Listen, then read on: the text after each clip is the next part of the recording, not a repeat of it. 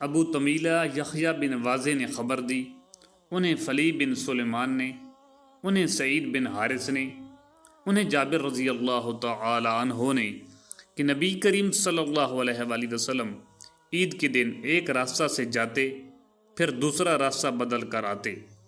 اس روایت کی مطابق یونس بن محمد نے فلی سے کی، ان سے سعید نے، اور ان سے ابو ہریرہ رضی اللہ تعالی عنہ نے بیان کیا، لیکن جابر کی روایت زیادہ صحیح ہے۔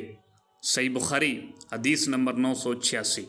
لیث بن سعد نے بیان کیا، ان سے عقیل نے، ان سے ابن شہاب نے، ان سے عروہ نے، ان سے حضرت عائشہ رضی اللہ تعالی عنہا نے کہا، ابو بکر رضی اللہ تعالی عنہ نے ان کے یہاں منا کے دنوں میں تشریف لائی۔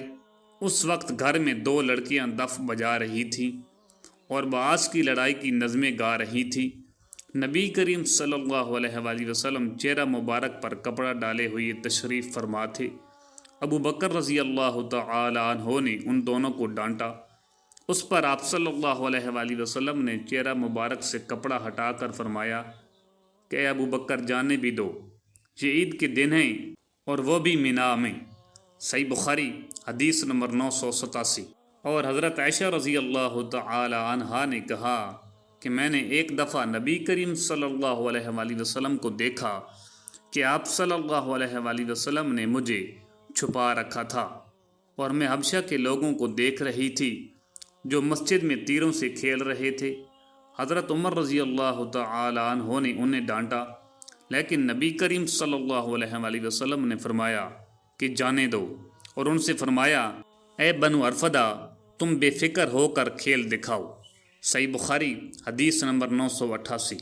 عدی بن ثابت نے خبر دی، انہوں نے کہا کہ میں نے سعید بن جبیر سے سنا، وہ ابن عباس رضی اللہ تعالی عنہ سے بیان کرتے تھے کہ نبی کریم صلی اللہ علیہ وآلہ وسلم عید الفطر کے دن نکلے اور عیدگاہ میں 2 رکعت نماز عید پڑھی۔